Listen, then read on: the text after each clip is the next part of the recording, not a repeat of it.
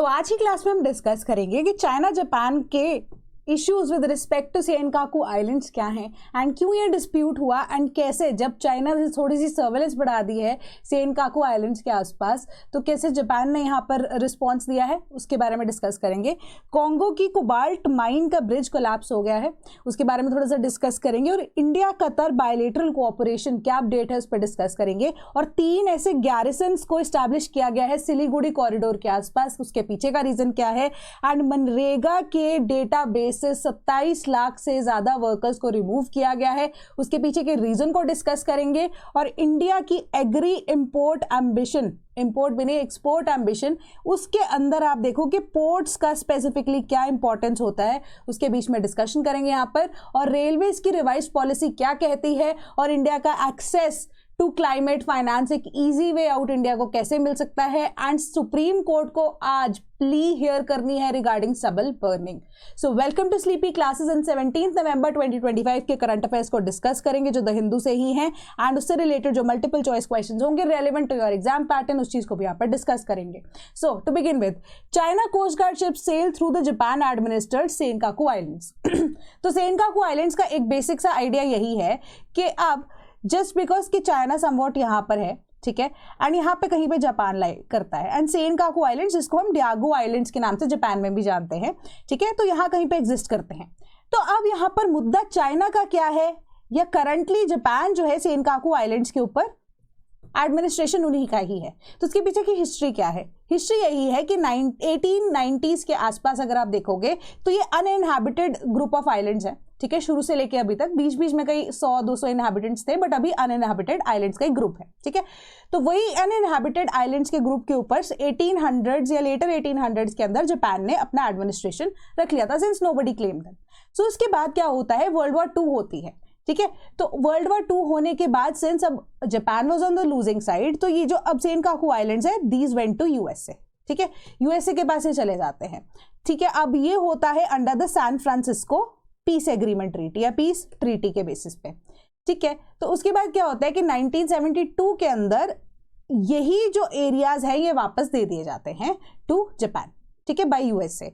अब ये 1970s के अंदर एक स्टडी और कंडक्ट होती है सेनकाकू आइलैंड्स को लेकर कि यहाँ पर मेजर आप कह सकते हो रिसोर्सेज अवेलेबल है and specifically oil reserve available है, तो ये स्टडी यहाँ पर कंडक्ट कराएगी। उसके बाद ये 1970s की स्टडी के बाद ही आप देखोगे जब ये चीज सामने आई कि देयर इज अ पॉसिबिलिटी कि यहाँ पे ऑयल रिजर्व्स या नेचुरल रिसोर्सेज अवेलेबल है, उसके बाद से ही चाइना ने अपना क्लेम सेनकाकू आइलैंड्स के ऊपर जमाना शुरू हो गया एंड दैट डिस्प्यूट स्टार्टेड, ठीक है। तो ये सारी सीरीज है, बेसिक सी बात मैंने आपको यहाँ पर बताई है। तो अभी भी अगर आप देखोगे कि चाइना की कोस्ट गार्ड शिप जो है वो सेनकाकू के जो आइलैंड्स के एक्चुअली में वाटर्स है, इंटरनल वाटर्स है, वहां से पास करते हुए पेट्रोल करते हुए नजर में आई। तो अब चाइना एंड जापान के बीच में ये इशू तो चल ही रहा है। अब मुद्दा यहाँ पर ताइवान का भी है, समवॉट यहाँ पर ताइवान लाई करता है, ठीक है, ताइवान को सपोर्ट करता है जापान। अभी रीसेंट स्टेटमेंट भी यही आई थी कि अगर ताइवान के ऊपर चाइना किसी भी तरह से अटैक करता है तो रिस्पॉन्स देने के लिए जापान मजबूर हो जाएगा, ठीक है। तो उसी के ही रिस्पॉन्स में चाइना ने ये चीज बोली थी कि जो ताइवान है शुरू से ही चाइना को बिलोंग करता था एंड हमने कभी भी ये चीज नहीं बोली कि हम स्ट्रिक्टर पॉलिसीज उनके ऊपर इंपोज नहीं कर रहे हैं, कि वे ऑलवेज बिलीव्ड कि हाँ कि हम फोर्स के साथ भी लें, अगर कंट्रोल लेंगे तो हम जो मतलब हमारी जो एक्टिविटीज होती है विद रिस्पेक्ट टू ताइवान वो ओपन विसिनिटी में नजर आती हैं, राइट। तो आपस में एक तो सेनकाकू आइलैंड्स एंड ऊपर से ताइवान के ऊपर डिफरेंट स्टांस जो है चाइना और जापान के बीच में मुद्दा यहाँ पर क्रिएट कर रहा है। तो चाइना की कोस्ट गार्ड वेसल 1307 फॉर्मेशन जो है वो पेट्रोलिंग करते हुए वहां पर नजर आई। दायू आइलैंड्स जो कि जापान के अंदर जनरली बोला जाता है, सेनकाकू आइलैंड्स उनका एक दूसरा नाम भी है, ठीक है। तो उन्होंने बोला कि हाँ चाइना जो है, चाइना को कोस्ट गार्ड जो है उनके राइट्स एंड इंटरेस्ट को यहाँ पर एक्सरसाइज कर रहा है, ठीक है। करंटली जापान के द्वारा एडमिनिस्टर्ड है बट उन्होंने बोला हक तो हमारा इसी के ऊपर बनता है। सिंपल सी आपकी न्यूज थी। अब क्वेश्चन को डिस्कस करते हैं। Consider the following. पहली स्टेटमेंट कह रही है कि Senkaku islands lies in the South China Sea. Second statement कह रही है कि it lies in the sub tropical region, क्योंकि हमने ये चीज को भी देखा है कि सपोज आपका शायद मेडिटेरेनियन सी पे या रेड सी पे क्वेश्चन था क्योंकि न्यूज में बहुत ज्यादा थी उस टाइम पे एंड आपसे ज्योग्राफिकल एस्पेक्ट यहाँ पर पूछ लिया गया था। तो अब जियोपॉलिटिकल इश्यूज को ज्योग्राफिकल एस्पेक्ट के साथ मर्ज करके क्वेश्चन भी हमें पढ़ना ही पड़ेगा क्योंकि हम उस चीज से एक्सपेक्टेड है कि ऐसे क्वेश्चंस आपको पूछे जा सकते हैं। Which of the statements above is are correct? A1 only, B2 only, C both 1 and 2, D none of the above. The correct answer is option number B, second statement, ठीक है, कि जो सेनकाकू आइलैंड्स है वो south China सी में नहीं, वो east China सी में है। You can see ryukyu islands या जो ओकिनावा वाले रीजन के आसपास, this is your East China Sea, ठीक है, साउथ चाइना सी नहीं है यहाँ पर, दैट इज समवॉट यहाँ कहीं पे नीचे जाके, ठीक है। तो सेनकाकू आइलैंड्स की जो सेकंड स्टेटमेंट आपको यहाँ पर क्या बोलती है कि it lies in the sub tropical reason. तो मैंने स्पेसिफिकली ना आपको कोऑर्डिनेट्स यहाँ पर बताने की कोशिश की है कि आपको ये पता है कि हमारे जो ट्रॉपिक ऑफ कैंसर है, ट्रॉपिक ऑफ कैप्रिकॉर्न है, वो अब हमारे इक्वेटर जो है वो 0 डिग्रीज पे होता है। Tropic of Cancer and Tropic of Capricorn की बात करें तो 23.5 डिग्री नॉर्थ एंड साउथ ये रिस्पेक्टिवली होते हैं, है ना। अब उसके बाद अगर आप देखो कि 23.5 से लेकर 40 डिग्रीज के बीच में जो भी नॉर्थ एंड साउथ के बीच में अब लैटिट्यूड्स पड़ते हैं ना, उसके अंदर हम उसको क्या कंसिडर करते हैं, सब ट्रॉपिकल रीजन। तो ये माइनर सा डिफरेंस था यहाँ पर, तो वो सब ट्रॉपिकल रीजन के अंदर फॉल करता है। एंड कोऑर्डिनेट्स के अकॉर्डिंग अगर आप देखो तो 23 से हल्का सा ऊपर, क्योंकि अब हम 0 से धीरे धीरे करके नॉर्थवर्ड जैसे हम जा रहे हैं या इवन साउथवर्ड यानी कि टुवर्ड्स द पोल जाते हैं, तो हमारी जो डिग्रीज है वो बढ़ती रहती है ना। तो ये 25 डिग्रीज के आसपास है, दैट मीन्स कि इट सब ट्रॉपिकल रीजन के अंदर फॉल करता है, ठीक है। तो ओशियानिक काइंड ऑफ क्लाइमेट यहाँ पर देखने को मिलता है। सिंस अब आप क्या कह रहे हो कि आइलैंड्स हैं, ये आइलैंड्स में ओशंस का इन्फ्लुएंस काफी ज्यादा है, तो दीज आर आइसोलेटेड आइलैंड्स जो कि फ्लोट कर रहे हैं ईस्ट चाइना सी में and inhabited by organisms that thrive in subtropical oceanic climate and are biologically invaluable to the geological history of the islands, ठीक है। तो सिंपल सी एक इन्फॉर्मेशन थी जिसके बेसिस पे आपका करेक्ट आंसर बनता है option number B. Then bridge collapse at Congo cobalt mine after rain kills over 30 informal miners. So अब क्या होता है कि माइनिंग के लिए अगर आप देखोगे कि इवन जो हमारे अफ्रीकन नेशंस हैं बहुत ज़्यादा फेमस हैं गोल्ड की, जब हम बात करें, आपने शायद मूवी भी देखी होगी ब्लड डायमंड, है ना, ब्लड डायमंड करके मूवी थी, उसके अकॉर्डिंगली अब the diamond mining and everything was shown to you. So अब वो सारी कॉन्टेक्स्ट के बेसिस पे अगर आप देखो कोबाल्ट माइन कहाँ पर, South Democratic Republic of Congo के अंदर 32 वाइल्ड कैट माइनर्स को actually it took their lifes. तो अब फ्लड आ जाता है, सडनली डाउनपोर हो जाता है, ठीक है, रेन हो जाता है एक तरह से, क्योंकि माइनिंग वाला रीजन अगर आपको फोटोग्राफ में नजर आ रहा होगा, नॉर्मल जो हमारा अब सरफेस होता है उससे काफी नीचे जाकर होता है, एकदम से डाउनपोर हो गया वहां पर, तो फ्लडिंग होना ही शुरू हो जाएगा।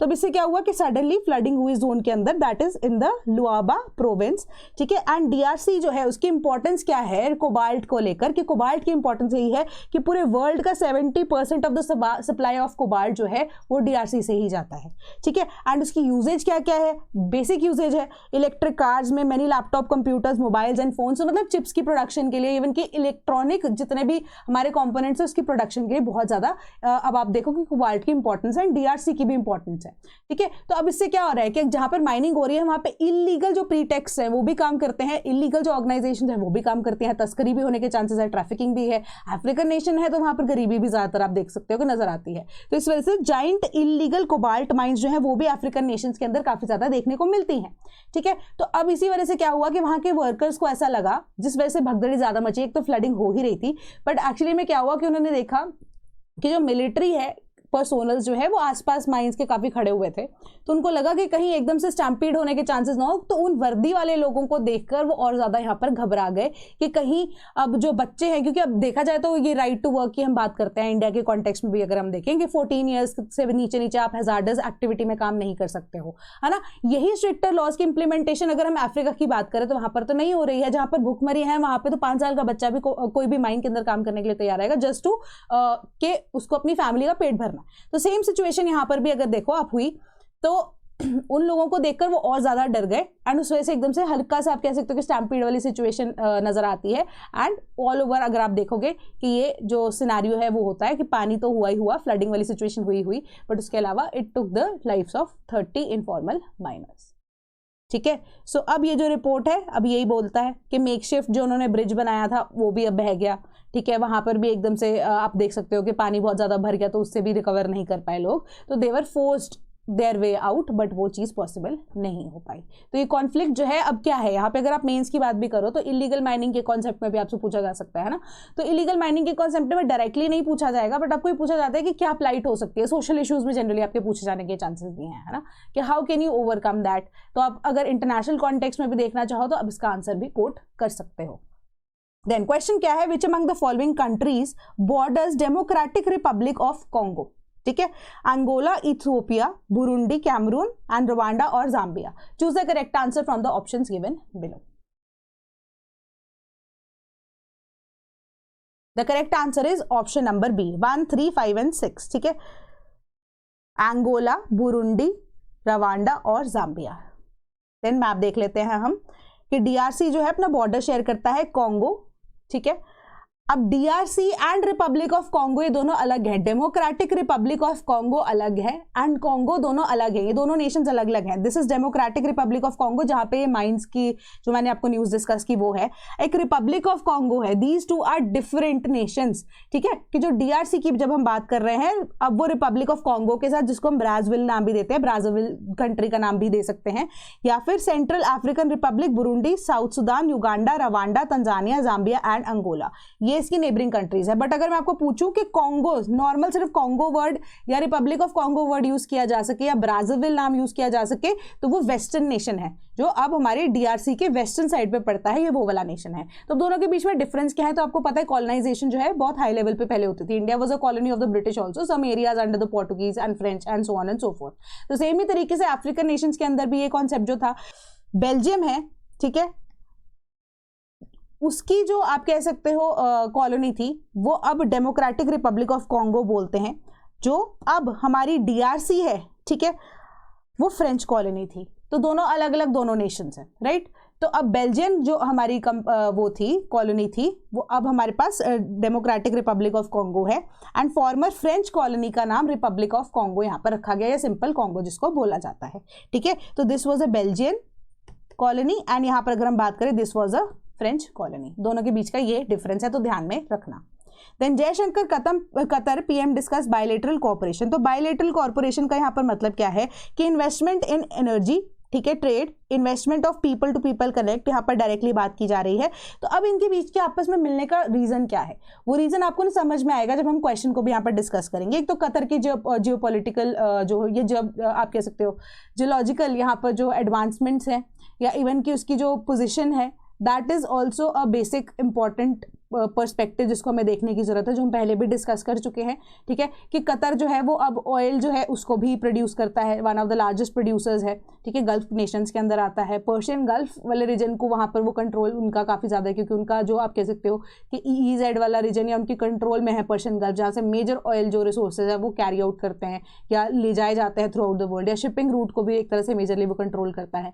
तो कतर के साथ इंडिया का आपस में जो कोलैबोरेशन है वो ज़रूरी है, ठीक है। तो यही सारी जो रिपीटेडली मीटिंग्स यहाँ पर होती जा रही हैं। उसके बाद अब आप देखोगे कि कतर के साथ जो जयशंकर जी की यहाँ पर डिस्कशन हो रही है इंडिया की तरफ से जो रिप्रेजेंट कर रहे हैं, उसके बाद वो वापस से फिर से रशियन डेलीगेट्स जो कि अब लावरव है उनसे डिस्कस करेंगे। और उसके बाद शंघाई कोऑपरेशन ऑर्गेनाइजेशन की जो अब आप कह सकते हो प्राइम मिनिस्टर्स की जो हर साल एक काउंसिल की मीटिंग होती है, साल में एक बार एटलीस्ट, ठीक है, उसके ऊपर यहाँ पर चर्चा होनी है। बट अब सिंस प्राइम मिनिस्टर मोदी तो नहीं जाएंगे, तो जयशंकर जी वहाँ पर रिप्रेजेंट करने वाले हैं एंड उसी के रिगार्डिंग अब क्या क्या डिसीजंस लिए जाने हैं, क्या क्या डिस्कशन होनी है विद रिस्पेक्ट टू SCO, तो उसके बारे में डिस्कशन होगी। एंड पाकिस्तान की तरफ से भी कोई ना कोई डेलीगेशन में यहाँ पर अवेलेबल होगा, ठीक है। सिंपल से आपकी न्यूज़ है।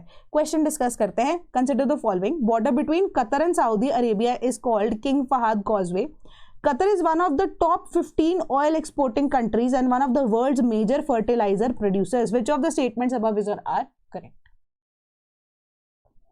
इस बार पता है क्या हुआ है, मतलब लास्ट 1 ईयर में आई हैव बीन नोटिसिंग कि जो आपके बॉर्डर्स हैं, जो इंटरनेशनल बॉर्डर्स हैं, वो काफ़ी ज़्यादा इन न्यूज़ रहे हैं, है ना। तो कई बार आपको उनको भी डिस्कस करना बहुत ज़्यादा ज़रूरी हो जाता है, क्योंकि ये ऐसा एरिया है जिसके ऊपर यूपीएससी ने अभी कभी सवाल पूछे नहीं है। इंडिया के कॉन्टेक्स्ट में ज़रूर आपसे सवाल पूछते रहे बहुत पहले के टाइम पे। अब मुझे ऐसा लगता है कि सिंस इतना ज़्यादा जो चीज़ें चेंज हो रही हैं वर्ल्ड के अंदर एंड रिपीटेडली न्यूज़ के अंदर भी आपके जो बॉर्डर्स हैं उनकी भी बात की जाती है, तो हमें उन नेशंस का जिनकी डिस्कशन नहीं होती उसको भी डिस्कस कर लेना चाहिए, ठीक है। तो पहला आपकी स्टेटमेंट जो है वो इनकरेक्ट है। किंग फहद कॉजवे जो है वो कतर एंड सऊदी अरेबिया के बीच में नहीं है, सऊदी अरेबिया एंड बहरीन के बीच का जो कॉजवे है या एक कनेक्टिंग आप कह सकते हो चैनल है, उसको बोला जाता है।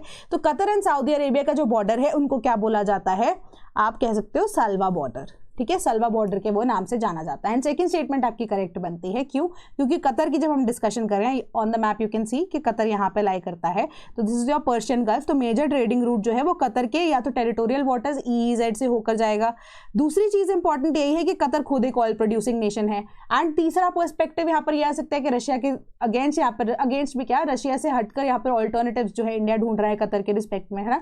तो अगर वहां से भी प्रोडक्शन के थ्रू हो सकती है कुछ वॉइड गैप गैप या फिल होता है, ठीक है, क्योंकि इंडिया के आप देख सकते हो काफ़ी क्लोज विसिनिटी में फॉल करता है, ठीक है, तो इजीली जो है ऑयल इंपोर्ट किया जा सकता है कतर के द्वारा, ठीक है, कतर से जो भेजा हुआ ऑयल है वो इजीली इंपोर्ट किया जा सकता है इंडिया के द्वारा। सो एक इंपॉर्टेंट फैक्टर ये भी है। दूसरा है कि फर्टिलाइजर्स एंड अगर आप देखो पेस्टिसाइड्स की जो यहाँ पर प्रोडक्शन की बात कर रहे हैं, तो Qatar one of the leading manufacturer है उसके लिए भी, तो इंडिया को मे भी अगर वहाँ पे रिक्वायरमेंट होती है तो सब्सिडीज ईजी अगर वे से निकाल सकते हैं, या जो पास या जो आप कह सकते हो कि आसपास की विसिनिटी वाले नेशन से अगर वहाँ से वो पॉसिबिलिटी हो सकती है तो वाई नॉट, है ना। तो डिफेंस कोऑपरेशन में भी अगर आप देखो तो पर्शियन गल्फ पे अगर कंट्रोल चाहिए तो एक कोलैबोरेशन की रिक्वायरमेंट है, राइट। सो अब ये आपका करेक्ट आंसर बनता है ऑप्शन नंबर बी।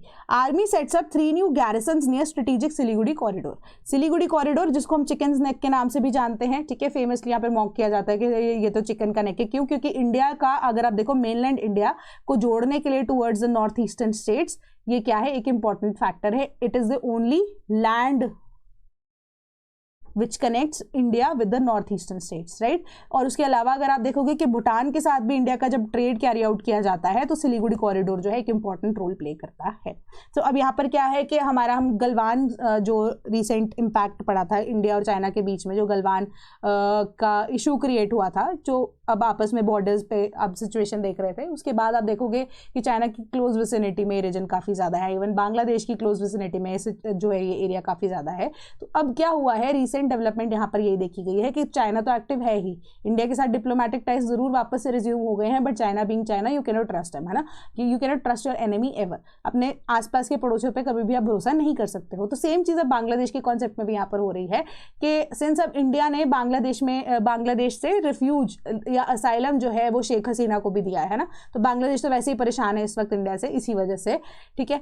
तो अब जियोपॉलिटिकली अगर आप देखो कि पाकिस्तान की जो आर्मी है उसकी एक्टिविटी इंडिया और बांग्लादेश के बॉर्डर के आसपास ज़्यादातर देखी गई है, जो कि बांग्लादेश के क्रिएशन के बाद for the very first time possible हुआ है, ठीक है। तो अब देयर आर चांसेस, या इवन की इंटेलिजेंस की में भी एक खबर भी है कि China, Bangladesh and even Pakistan तीनों मिलकर कुछ ना कुछ यहाँ पर अलायंस, जिसमें इंडिया को इंक्लूड नहीं किया जा रहा है, इंडिया को नहीं बताया जा रहा है, इंडिया के अगेंस्ट यहाँ पर प्लॉट करते हुए नजर आ रहे हैं। तो इसी वजह से अब इसी चीज़ को मद्देनजर रखते हुए इंडिया ने अपनी कमजोरी को कवर करते हुए 3 ऐसे नए गैरिसन्स को बनाया है, इस्टेब्लिश किया है।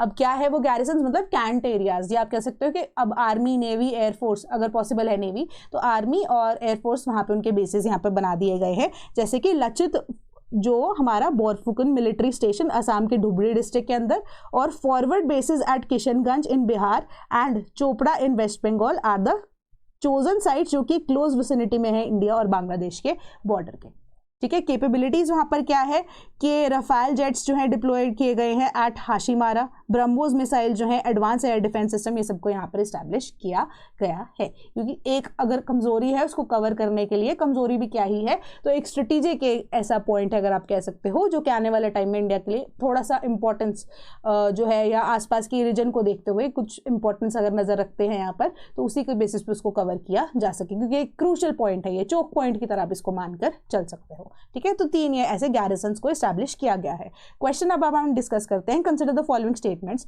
कि 6 states of India share borders with Bangladesh, then Siliguri corridor is about 170 km long and 60 km in width. Which of the statements above is or are correct? The correct answer is option number B. Second statement is correct, ठीक है। वो कैसे? क्योंकि India जो है उसकी 5 states ऐसी हैं जो कि बॉर्डर शेयर करती है विद बांग्लादेश। 5 स्टेट्स अगर आप देखो, दिस इज बांग्लादेश, तो वेस्ट बंगाल समवॉट यहाँ तक है। वेस्ट बंगाल के बाद अगर आप देखोगे कि असम वाला रीजन जो है वो थोड़ा सा बॉर्डर शेयर करता है बांग्लादेश के साथ, फिर मेघालय के बाद आप देखोगे कि त्रिपुरा वाला रीजन एंड देन मिजोरम वाला रीजन। तो 5 ऐसी स्टेट्स हैं जो कि अब बांग्लादेश के साथ बॉर्डर शेयर करती हैं। एंड सेकंड है कि सिलीगुड़ी कॉरिडोर जो है वो स्टेट ऑफ वेस्ट बंगाल के अंदर फॉल करता है, एंड सिटी ऑफ सिलीगुड़ी से बोला जाता है 170 kilometres long and 60 kilometres width है, जो कि जनरली बोली जाती है। बट मोस्ट इंपॉर्टेंटली यहाँ पर जो लोग कवर करते हैं वो ये बोलते हैं कि 22 किलोमीटर्स का ये ऐसा एरिया है। ऐसा नहीं है, total area is around 170 kilometers long and 60 kilometers in width। तो अब जो अब लैंड बाउंड्रीज है वो इक्वली तो एक स्ट्रेट लाइन में डिवाइडेड नहीं है ना, तो नैरोएस्ट पॉइंट जो है वो 20 से 22 किलोमीटर का है, ठीक है, जो कि एक इंपॉर्टेंट चोक पॉइंट की तरह यहाँ पर एक्ट करता है, ठीक है, तो correct answer is option number B. Then 27 lakh workers remove from MNREGA's database as centre conducts KYC। तो अब यहाँ पर ना मेजर आपको मुद्दा समझ आना चाहिए। मनरेगा क्या है कि 100 डेज की वर्क गारंटी प्रोवाइड करता है लेबरर्स को, जो कि अब अनस्किल्ड लेबरर्स होते हैं। ठीक है, हमें सबको पता है मनरेगा के बारे में। ठीक है, अब इसके बेसिस पे क्या होता है कि कई बार ऐसे लेबरर्स हैं, अब जब टाइम एंड अगेन उनका एक डेटाबेस मेंटेन करना सरकार शुरू तो करेगी ना, तभी तो वो डायरेक्ट बेनिफिट ट्रांसफर आपको या डायरेक्ट बैंक ट्रांसफर प्रोवाइड करेगी कि आपने कितने दिन काम किया है, आपको पर डे बेसिस पे यहाँ पर तभी तो जॉब की अवेलेबिलिटी मिलेगी। तो अब मनरेगा के अंदर जो डेटाबेस है उसके अंदर टाइम एंड अगेन डिजिटलाइजेशन का प्रोसेस है वो चलता ही रहता है। तो अभी सरकार ने रिसेंटली क्या किया था, KYC का जो काम है उसके अंदर ऐड कर दिया था। अब KYC से क्या था, आपको अपने आधार एंड पैन के साथ उसको लिंक करना था। इफ पैन नॉट अवेलेबल तो आधार के साथ तो आपको उसको लिंक करना ही था। तो बहुत सारी सरकार की तरफ से यही रीजन आया है, उन्होंने ये बोला कि बहुत सारे ऐसे लोग थे कि जो कि मनरेगा के अंदर रिपीटेडली डिजिटलाइजेशन का प्रोसेस जब हुआ, बहुत सारी उसमें चीजें जो है वो धांधली नजर आ रही थी। पहली चीज क्या थी, उन्होंने बोला कि हम बोलते थे उनको कि आप अपनी इमेज या अपने पिक्चर जो है ना, खुद की पिक्चर आप जब अपलोड करते हो वो जियो टैग्ड होनी चाहिए। जियो टैग्ड का मतलब क्या है कि आपके फोन का जो GPS है ना वो ऑन होना चाहिए। ठीक है, कि पता लग जाए कि इस लोकेशन से ये व्यक्ति जो है यहाँ पर काम कर रहे हैं, डेटाबेस के अंदर इंफॉर्मेशन आ जाए। ठीक है, दूसरी चीज उन्होंने बोली कि हमने ये चीज प्रोवाइड की थी। अब जैसे हमारे जो कंपनीज होते हैं वहां पर भी अगर आपके पास ऑनलाइन अवेलेबिलिटी है काम करने के लिए, तो आपको अगर अटेंडेंस पंच करनी होती है तो आपको अपनी सेल्फीज को भी अपलोड करना होता है। तो वही सेम चीज है कि सुबह जब वर्कर जो है सेल्फी अपलोड करेगा जब वो काम पर आ रहा है, एंड दूसरी बार क्या होगा जब वो पंच आउट करेगा एक तरह से, तब भी वो सेल्फी अपलोड करेगा बताने के लिए कि मैंने इतने घंटे यहाँ पर आज के दिन काम किया तो मेरी दिहाड़ी बनती है, मुझे पैसा दो। सरकार को तो कुछ तो प्रूफ चाहिए होगा ना यहाँ पे इन रिटर्न। तो वहां पर भी देखा गया ये चीज को कि पहली बार जियो टैग जो इमेजेस थी जो रिक्वायर्ड थी उसके अंदर कोई और ही रैंडम इमेजेस को अपलोड किया हुआ था। ठीक है, दूसरी चीज अब यहाँ पर पंच इन पंच आउट के कॉन्सेप्ट में ये चीज बोली गई थी कि हमें तो पता है ना कि जिसका अकाउंट है उसको ही अपलोड करनी पड़ेगी इमेजेस। तो ऐसा था कि किसी और के चेहरे को यूज किया जा रहा था। ठीक है, काम कोई और कर रहा था, नाम किसी और का चल रहा था। दूसरी चीज ये है कि कई बार कोई रैंडम इमेजेस जो है वो उसको अपलोड कर दिया जाता था, किसी का चेहरा ही उसमें नहीं होता था। तीसरी चीज यहाँ पर यही है कि सपोज कि अब कोई किसी को अगर फिल भी करना है वो सेल्फी को, तो वो आगे फोटो रख रहा है उस व्यक्ति की, है ना, कि ये सारे ऐसे जुगाड़ लगाए जा रहे थे बेसिकली, है ना, कि ये इजी वे आउट यहाँ पर ढूंढा जा रहा था मनरेगा वर्कर्स के द्वारा। तो उन्होंने बोला कि रिपीटेडली जो ये KYC है या डिजिटलाइजेशन का जो प्रोसेस है वो चलता जा रहा है, इसके अकॉर्डिंगली हमें ये तो पता लग रहा है ना कि कौन काम कर रहा है कौन नहीं काम कर रहा है, एंड कैसे सरकार का जो पैसा है वो मिसयूज हो रहा है। क्योंकि कल को अगर आप देखोगे मनरेगा के ऊपर धीरे धीरे करके जैसे जैसे स्पेंडिंग बढ़ती जा रही है सरकार की, वो अब ऑडिट्स तो टाइम एंड अगेन होंगे, तो बाद में कंट्रोलर एंड ऑडिटर जनरल के द्वारा इतना बड़ा यहाँ पर मुद्दा क्रिएट हो ऑडिट के टाइम पे, उससे पहले क्यों ना उसको चीज को ठीक कर लिया जाए। तो 27 लाख वर्कर में से अराउंड 6 या 7 लाख वर्कर ऐसे थे जो कि अभी करंटली वर्किंग है, बट सिंस अब उनको आइडिया नहीं है तो सरकार ने ये बोला कि KYC ये सारे रिक्वायरमेंट्स या डॉक्यूमेंटेशन टाइम एंड अगेन जरूरी होती हैं। उसको लेकर अब इंपॉर्टेंट फैक्टर यहाँ पर यही रोल प्ले करता है कि आपका जो रोल ऑफ ग्राम सभा है, कि ग्राम सभा के पास जाकर अगर आपको ऐसा कोई ग्रीवेंस है ना कि आपका नाम हटा दिया गया है, उसको आप री इंक्लूड कर सकते हो। ठीक है, कि ये प्रोविजन आपको दिया गया है कि कई बार गलतियां भी बीच में सरकार की तरफ से होती है कि इन लोगों को भी यहाँ पर हटा दिया गया, but at least they should be aware of the fact कि जियो टैग्ड या इवन की जो फोटोग्राफ्स यहाँ पर आपको डेली बेसिस पे अपने अटेंडेंस को मार्क करने के लिए पंच करनी जरूरी है। तो उसके अंदर अगर आपको कोई भी ग्रीवेंस है कि अगर आपको KYC के अंडर एक्सक्लूड कर दिया गया है, मनरेगा के अंडर ये जो सारी चीजें भी अगर यहाँ पर अनकवर कर दी गई हैं, आपको हटा दिया गया यहाँ से, तो आप उसको री इंक्लूड करने के लिए ग्राम सभा के पास यहाँ पर जा सकते हो, वहां पर जाके आप अपने आप को री इंक्लूड कर सकते हो बेस्ड ऑन द फैक्ट कि आप बिल्कुल लीगली यहाँ पर काम कर रहे हैं।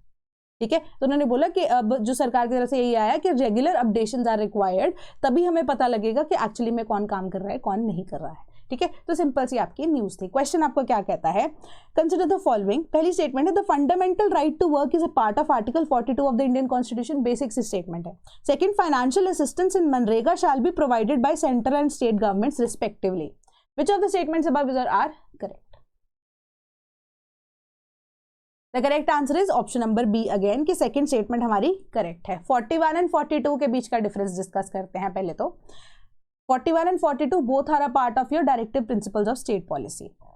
राइट टू वर्क के लिए आपको आर्टिकल 41 डायरेक्टली गवर्न करता है कि right to work, to education and to public assistance in certain cases, कि जो स्टेट है within the limits of economic capacity and development, जितना उनके पास पैसा होगा जितना वो डेवलप कर सकेंगे, मतलब जितनी उनकी चादर होगी with in that bounds only. अब एक इफेक्टिव प्रोविजन बनाई जाएगी ताकि राइट टू वर्क सभी का पूरा हो सके, राइट टू एजुकेशन यहाँ पर एक्सेसिबिलिटी हो सके एंड पब्लिक असिस्टेंस दी जा सके in case of unemployment, old age, sickness and disablement and in other cases of undeserved want. ठीक है, तो ये आपका मनरेगा की आप कह सकते हो कि परव्यू में एग्जैक्टली फॉल करता है, क्योंकि अनस्किल्ड वर्कर्स हैं। ठीक है, कोई एज की लिमिट यहाँ पर नहीं है। ठीक है, अब अनस्किल्ड वर्कर्स हैं ही हैं, डायरेक्टली अनएम्प्लॉयमेंट जो है उसको ये आर्टिकल 42 आपका 41 जो है डायरेक्टली यहाँ पर केटर करता है, तो ये सारी चीजें यहाँ पर हो जाती हैं पूरी। देन आपका जो आर्टिकल 42 है वो डायरेक्टली अब आपको काम से रिलेटेड ही बोलता है, बट वो ये बोलता है provision for just and humane conditions of work and maternity relief. तो आपकी मैटरनिटी बेनिफिट जो है आपको आर्टिकल 42 के बेसिस पे मिलते हैं। ठीक है, एंड अगर वो देखा जाए तो स्टेट जो है एक प्रोविजन बनाएगी for securing just and humane conditions of work. ठीक है, एंड फॉर मैटरनिटी रिलीफ। तो करेक्ट आंसर आपका फर्स्ट स्टेटमेंट इनकरेक्ट हो जाती है। सेकंड स्टेटमेंट आपकी करेक्ट कैसे है कि मनरेगा की ऑफिशियल वेबसाइट से ये चीज ली गई है, कॉस्ट शेयरिंग बेसिस पे financial assistance shell be provided bye centre and state governments in the ratio of 90-10 respectively. 90% पैसा सेंट्रल गवर्नमेंट देती है एंड 10% पैसा स्टेट गवर्नमेंट यहाँ पर देगी। अब जनरल जो हमारी स्कीम्स होती हैं उसके अंदर क्या होता है, 60-40 के बीच में जो डिफरेंशिएशन होती है वो होती है, एंड इवन जो हिल स्टेट्स होती है, इवन नॉर्थ ईस्टर्न स्टेट्स की जब बात करें तो 90-10 के बेसिस पे कॉस्ट शेयरिंग होती है। बट मनरेगा के अंदर ऑटोमेटिकली 90-10 का जो रेशियो है प्रीएम्प्टिवली डिफाइन किया गया है।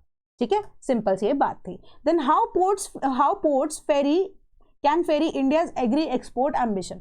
तो अब ना यहाँ पर ये बोला जा रहा है कि सरकार जो है पोर्ट्स की डेवलपमेंट की बात जरूर करती है, बट पोर्ट्स की जब हम एक्चुअल वर्किंग की बात करते हैं तो यहाँ पर जो काम है बहुत ज्यादा ढीले रेट पे चल रहा है। ठीक है, तो ये रिपोर्ट ने ये चीज को आपको बोला कि at least only 10-20% of India's export air cargo के द्वारा भेजा जाता है, बाकी 80 जो है वो पोर्ट्स के द्वारा ही भेजा जाता है। तो हमारा मेजर कॉन्सेप्ट क्या होना चाहिए कि पोर्ट्स को और ज्यादा हम स्ट्रेंथन करें कि एटलीस्ट जो हमारा 80% कैपेसिटी है जो फुलफिल कर रहा है, तो हम उस सेक्टर को तो इग्नोर कर ही नहीं ना सकते। तो अब इसमें क्या होता है कि जो पेरिशेबल गुड्स होते हैं, जिसमें स्पेसिफिकली हॉर्टिकल्चर की बात कर रहे हैं, है ना, तो वो सारा का सारा सामान अगर आप देखो मोस्ट ऑफ द केसेस में अगर हम एक्सपोर्ट भी करते हैं वो सड़ जाता है बाय द टाइम वो वहां पे पहुंचे, क्योंकि पोर्ट्स जो है वो इतने ज्यादा इक्विप्ड नहीं है कि वो अब स्टोरेज कैपेसिटी को प्रोवाइड कर सके।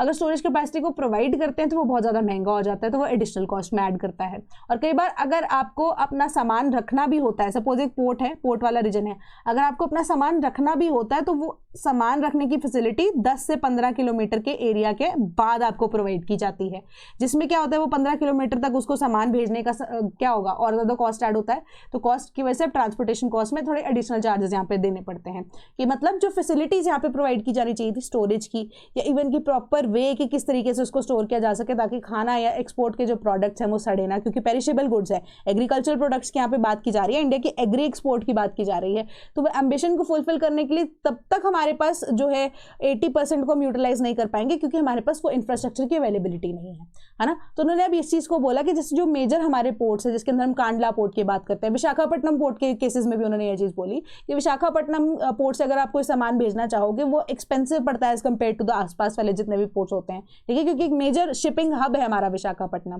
कांडला पोर्ट की भी उन्होंने यहाँ पर बात की। ठीक है, तो अब उन्होंने सबने बोला कि ये चीज जो पॉसिबिलिटी जो है इसको हमें डिस्कवर करना चाहिए कि हम पोर्ट्स की वर्किंग को और ज्यादा बेटर कैसे कर सकते हैं और ज्यादा मॉडर्नाइज या मैकेनाइज कैसे कर सकते हैं, ताकि जो कॉस्ट है वो भी हम रिकवर कर पाए, डेवलपमेंट भी हमारी होती रहे। क्योंकि 80% अगर कोई भी चीज एक्सपोर्ट की भेजी जा रही है एग्रीकल्चर की, वो पोर्ट से भेजी जा रही है, तो हम एयर कार्गो को ज्यादा डेवलप करेंगे फिलहाल तो उतना फ्रूट्स में भी वो ना बियर कर पाए, बल्कि हमारे जो पोर्ट्स है उनकी डेवलपमेंट की रिक्वायरमेंट एकदम से हमें एट इमीडिएट इफेक्ट हमें चाहिए ही चाहिए। ठीक है, तो इन्वेस्टमेंट जो है pre cooling, irradiation, hot water treatment and temperature controlled storage की चाहिए ही चाहिए हमें, ताकि कट पोस्ट हार्वेस्ट जो लॉसेस हमें 30-40% के होते हैं वो ना हो सके। तो agricultural and food products export development authority, जो कि national horticulture board and PM किसान संपदा योजना, ये सारे के सारे इंफ्रास्ट्रक्चर को डेवलप करने के लिए यहाँ पर बात कर रहे हैं, कह रहे हैं सरकार से, and they can accelerate the development of modern export facilities की। कुछ तो सरकार ने भी योजनाएं बनाई हैं, कुछ हमारे पास अथॉरिटीज भी ऐसी हैं जो इस काम को इजीली कैरी आउट कर सकती हैं। एंड एजेंसीज जैसे कि plant quarantine, food safety standards authority of India, national plant protection organization and customs, they must operate within the port premises के जो अब प्रोसीजरल डिलेज होते हैं वो ना हो। ठीक है, कि इसी वजह से हम देख रहे हैं कि बहुत सारे ऐसे एरियाज हैं, इवन विशाखापट्टनम के केस में भी उन्होंने बोला कि जो पोर्ट्स हैं उनकी डेवलपमेंट होने के बाद भी वो भी अंडर डेवलप नजर आते हैं, एंड विशाखापट्टनम या जैसे पोर्ट्स है उनकी अवेलेबिलिटी उन स्टेट्स के आसपास होना जो कि मेजर यहाँ पर प्रोडक्टिव एरियाज है, या JSW की बात की उन्होंने, ये सारे जो पोर्ट्स हैं लकीली उन स्टेट्स के आसपास ऑलरेडी विसिनिटी के अंदर ही फॉल करते हैं, जो कि अब मेजर एग्रीकल्चरल स्टेट्स हैं, बीट आंध्र प्रदेश हो गया, महाराष्ट्र, कर्नाटका, तमिलनाडु, ठीक है, जो कि राइस एंड सप्लाई करते हैं किसकी, राइस की, banana, onion, spices, grapes, mango, marine products and processed foods. ठीक है, तो उन्होंने बोला ऑलरेडी उनकी विसिनिटी में है तो उनको डेवलप और ज्यादा हमें करना चाहिए। तो साइमल्टेनियसली इंडिया की जो इंपोर्ट नीड्स हैं उसके अंदर raw cashew, pulses, edible oils, cocoa products and natural rubber भी इंक्लूड होती है। तो इंफ्रास्ट्रक्चरल डेवलपमेंट की रिक्वायरमेंट है कि जो प्रोसीजरल डिलेज हैं वो ना हो पाए। देन पॉपुलर फूड ब्रांड्स में soon open outlets at stations as railway revises policy. तो रेलवेज की जो पॉलिसी है उसको रिवाइज करने की बात की जा रही है under the Indian railways catering policy 2017, जो करंटली सिर्फ और सिर्फ 3 तरह के प्रोडक्ट्स को सेल करने की यहाँ पे अलाउंस करता है। One of them being beverages, snacks and light refreshments. ठीक है, ये 3 चीजें ही अभी तक रेलवे स्टेशन पे आपको मिलती हैं, वो भी अब किसके द्वारा यहाँ पर रेगुलेट किया जाता है, इंडियन रेलवे केटरिंग पॉलिसी 2017 के अलावा। तो अब उसको चेंज करके एक 4th category that is brand catering outlet को इंट्रोड्यूस किया गया है, जिसके अकॉर्डिंगली आप देखोगे कि famous brands like McDonald's, KFC, pizza हट, बास्किन रॉबिन्स, बीकानेर वाला, हल्दीराम्स को अलाउ किया जाएगा कि वो रेलवे स्टेशन पे अपने प्रोडक्ट्स को बेच सके। ठीक है, तो general managers of all zonal railways उनको ये नोटिफिकेशन भेज दी गई है। उन्होंने बोला कि premium single brand food outlets को खोला जा सके, ईदर या तो वो कंपनी ओन्ड हो या वो फ्रेंचाइजीज के द्वारा चल रहे हो, and could be by and the process of doing so can be done by auctions also। Auction policy के अंडर हम नए जो एस्टैब्लिशमेंट यहाँ पर चाहते हैं उनको भी पॉसिबली किया जा सकता है। तो उन्होंने बोला कि अब रेलवेज के थ्रू ही मेजर हमारी जो जनता है वो ट्रैवल करती है तो उनको भी एक्सेसिबिलिटी दी जानी चाहिए। तो प्रीमियम ब्रांड केटरिंग आउटलेट जो है वो अब गवर्निंग ई ऑक्शन पॉलिसी के अंडर कवर किए जाएंगे by creating a dedicated segment for the purpose of creating a 4th category, जहां पे जिसको इंट्रोड्यूस किया जा रहा है। तो जो भी चेंजेस है अब अमेंडमेंट्स उसके अंदर किए जाएंगे। तो अब क्या है कि आज सपोज कीजिए कि ऑक्शन के अंडर आपको जो है वो टेंडर आपको अलॉट कर दिया गया है, तो 5 साल के लिए जो है आपका वो टेंडर एप्लीकेबल रहेगा, उसके बाद से उसको री इशू किया जाएगा। तो 5 साल का आपका लाइसेंस की वैलिडिटी यहाँ पर होगी। ठीक है, एंड फिक्सेशन की जाएगी of minimum licence fee and it will be in tune with the existing policy, क्योंकि 4th कैटेगरी ऐड की गई है तो उसी कैटेगरी के बेसिस पे 4th कैटेगरी को जो ऐड किया गया है जो फीस है वो इन tune with the current policy रखी जाएगी, एंड कुछ ऐसा एक्स्ट्रा आपको चार्ज नहीं किया जाएगा। एंड मेजर स्टेशन जो है वो ऐड करेंगे 10 lakh plus meals already serve to the passengers by the Indian railways, कि 10 लाख से ज्यादा अभी मील्स जो भेजी जा रही हैं पैसेंजर्स को भी, ठीक है, उससे भी ज्यादा उसको ऐड करेगी। ठीक है, उस क्वांटिटी को भी और ज्यादा ऐड करेगी, प्लस ब्रांड वैल्यू एडेड है तो उसकी क्वालिटी और भी ज्यादा बेटर होने के चांसेस हैं। देन आपकी नेक्स्ट न्यूज यहाँ पर क्या कह रही है कि India to spruce up mechanism for accessing climate finance. तो अब हमें पता है कि COP30 चल रहा है ना, तो इसका 1 हफ्ता निकल गया, उसको लेकर काफी ज्यादा प्रोटेस्ट भी चल रहे हैं, वो चलो अलग मुद्दा है यहाँ पर। बट यहाँ पर आइडिया क्या है कि अब एक कॉन्सेप्ट बना था ग्रीन क्लाइमेट फंड का, ठीक है, जो कि एक इंस्टीट्यूशनल मैकेनिज्म होगा जो कि अब 2015 के बाद से एप्लीकेबल होगा कि जो भी फंड्स इकट्ठा हुए हैं and as per the Paris agreement also, तो उसका स्पेसिफिक एक आर्टिकल है, ठीक है, वो यही चीज बोलता है कि अब जो ये पैसा है ना इस फंडिंग का ये डेवलप्ड नेशंस देंगे। ठीक है, बट वही जो अमाउंट है उसका आई गेस 1/10% जो है वो अब डेवलप्ड नेशंस देने को तैयार है। बट अब ये जो फंड ये बनाया गया है एक्चुअली में इसमें पैसा डिस्बर्स होगा तो होगा कैसे, ठीक है, इसके ऊपर एक मुद्दा है, इसके ऊपर चर्चा की जा रही है कि ये जो क्लाइमेट फाइनेंस के लिए हमने फंड जरूर बना लिया बट इसका जो बेनिफिट्स हैं उसको एक्सेस करने के लिए जो फ्रेमवर्क डिजाइन किया गया है वो बहुत ही ज्यादा आप देखोगे कि वेग है, एंड कोई डायरेक्ट प्रोसेस जो है यहाँ पर ले डाउन नहीं किया गया कि किसके वे में या किस थ्रू पे आपको इजिली वो जो फंड है उसकी एक्सेसिबिलिटी दी जा सके। तो इसी को ही इंप्रूव करने के लिए यहाँ पर COP30 के अंदर मीटिंग्स चल रही हैं कि टाइम एंड अगेन कौन सी नेशन को कितने पैसे की रिक्वायरमेंट है, किस तरीके से ये फंडिंग काम करेगी, उसके ऊपर काम कैसे किया जाना है। तो एक नई कंट्री की तरह platform for climate and nature finance जो है it will help the country move away from fragmented approach towards accessing funds. तो उन्होंने ये बोला कि फंड्स की एक्सेसिबिलिटी हेल्प कैसे करेगी कि 2015 में हमने प्लेज किया था जो पेरिस एग्रीमेंट के तहत जो भी हमने अब अपने नेट कार्बन न्यूट्रलिटी जो हमें लेकर आनी है 2070 तक मैक्सिमम जो हमारे गोल्स जाते हैं इंटरनेशनल लेवल पे डिफरेंट नेशंस के, तो उन्होंने बोला उसके अंदर मेजर जो प्रॉब्लम आती है that is the problem of funds, है ना, कि initial funds for investment major countries के पास नहीं है क्योंकि जो मैक्सिमम डेवलपिंग नेशंस हैं उनके पास इतनी R&D ही नहीं है। एंड मेजरली जो डेवलप्ड नेशंस हैं वो या तो R&D शेयर नहीं करते, अगर R&D शेयर करते हैं तो उसके लिए इन्वेस्टमेंट अगेन नहीं होती है उन नेशंस के पास, है ना, जो डेवलपिंग नेशंस होते हैं। तो उन्होंने बोला कि उसकी इनिशियल इन्वेस्टमेंट के लिए फंडिंग जो है वो हेल्प कर सकता है। अब इंडिया के केस में उन्होंने ये चीज़ बोली कि इंडिया कैसे क्लाइमेट रेजिलियंस अपनी बिल्ड कर सकता है कि इसी स्पेसिफिक फंड को इंडिया एज अ लोन लेने की तैयारी कर सकता है आने वाले टाइम में, जो आपको पता भी लगेगा अगर ऐसा कुछ होता है, मैं आपको इन्फॉर्म करूंगी। एज अ लोन वो उसको लेने की कोशिश यहां पर करेगा ताकि जो R&D में पैसा लगना है एंड इनोवेशन के थ्रू जो नए टेक्निक्स हैं ऑफ ग्रीनर एनर्जी उसके अंदर इंडिया इन्वेस्ट कर सके एंड अकॉर्डिंगली जैसे रिजल्ट आएगा ये लोन की रीपेमेंट हो सके। तो आपकी जो इतना डिफिकल्ट लैंग्वेज में इंफॉर्मेशन लिखी गई थी उसको मैंने सिंपल सरल भाषा में आपको बता दिया, ठीक है। तो बाकी नेशंस जो है वो भी ऐसा ही चाहते हैं, ठीक है, कि जैसे अफ्रीकन आइलैंड्स हो गए, देन आपका Cambodia, Colombia, India, Kazakhstan, then Lesotho, Mongolia, Nigeria, Oman, Panama, Rwanda, Dominican Republic, Togo and South Africa, ये अपना एक सेम इसी तरीके का विजन रखते हैं, ठीक है। तो अब इसी के बेसिस पर डिसीजन जो है वो लेना अभी बाकी है, ठीक है। कंसेशनल रेट्स पे लोन भी दिया जाएगा, इस चीज़ को भी ध्यान में रखना। Then Supreme Court to hear plea on stubble burning today, तो वो आपको पता ही है कि वो सैटेलाइट्स वाला पूरा इशू मैंने आपको बताया था कि पंजाब के अंदर जो सैटेलाइट्स हैं वो अब इवेड करते हैं लोग क्योंकि स्टेट गवर्नमेंट के द्वारा ही इन्फॉर्मेशन शेयर कर दी गई थी कि दिन के अंदर 2 बार ये सैटेलाइट आपके जो खेत के ऊपर से घूम कर निकलेगी। उसके बाद अब चाहे मतलब सरकार ने ये नहीं बोला था कि आप स्टबल बर्न कर सकते हो, बट उन्होंने एटलीस्ट ये इन्फॉर्मेशन दी कि इस टाइम पे आपके जो खेत के ऊपर से ये जो सैटेलाइट है ये पास करेगी, ठीक है। बट अब कोरियन जो सैटेलाइट्स हैं, डिफरेंट सैटेलाइट्स हैं, उन्होंने इन्फॉर्मेशन दे दी कि अभी भी स्टबल बर्निंग रुकी तो है नहीं, जस्ट बिकॉज कि आपका जो खुद की सैटेलाइट है वो पास हो जाती है, उसके बाद लोग जला देते हैं खेत को, है ना। तो अब पंजाब एंड हरियाणा गवर्नमेंट से स्पेसिफिकली सुप्रीम कोर्ट ने यहाँ पर जवाब मांगा है कि मतलब बेसिकली बोला था लास्ट हियरिंग में, उसके ऊपर हियरिंग आज दोबारा से होनी है, कि उन्होंने जवाब मांगा है कि क्या ये स्टबल बर्निंग के ऊपर एक्चुअली में अपडेट है, क्या वो बड़े हैं केसेस या कम हुए हैं, क्या इंटरनेशनल सैटेलाइट सही इन्फॉर्मेशन बता रही है नहीं बता रही है, कि क्या आपका स्टांस है उसके ऊपर। एंड स्पेसिफिकली वो चाहते हैं अब दिल्ली की गवर्नमेंट से ये चीज़ पूछना कि हमने जो अब ऑर्डर पास किया था कि ग्रीन क्रैकर्स को परचेज करके एक स्पेसिफिक विंडो दी थी कि उसी विंडो के अंदर अंदर on the day of Diwali only the people will be allowed to burst crackers, ठीक है। तो अब उसका उल्लंघन हुआ तो हुआ कैसे, कहाँ इम्प्लीमेंटेशन में प्रॉब्लम आई, क्या इशू चल रहा है, उसके ऊपर डिस्कशन होगी एंड अकॉर्डिंगली जो भी डिसीजन होगा I will update you regarding that, ठीक है। सिंपल सी ये बात आपको यहाँ पर बताई गई है।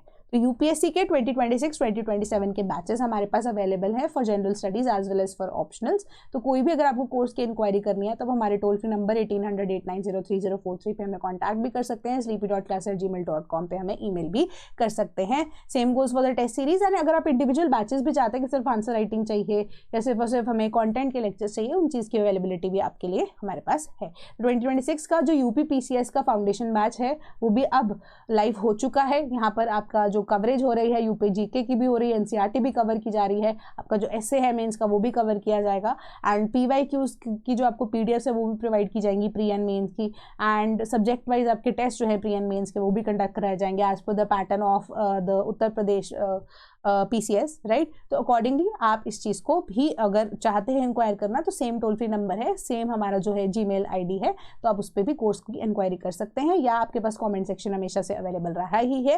एंड प्लस हमारा एक टेलीग्राम ग्रुप भी है जहां पर आप अपने डाउट्स को पूछ सकते हो, तो उसका लिंक भी डिस्क्रिप्शन बॉक्स में आपको मिल जाएगा, या मैं कॉमेंट में पिन करवा दूंगी उसको, ठीक है। तो वहां पर जाके भी आप इसे देख सकते हैं, एक्सेस कर सकते हैं। कोई भी डाउट होता है अगर आपको न्यूज़ में, apart from these news also कि जो हम कवर कर रहे हैं, उसके अलावा भी अगर आपको कोई डाउट होता है तो आप वहां पर मुझे बेझिझक पूछ सकते हैं, ठीक है। And there at your service, ठीक है, regarding those doubts with respect to newspapers. So that is all from my side today. Thank you so much.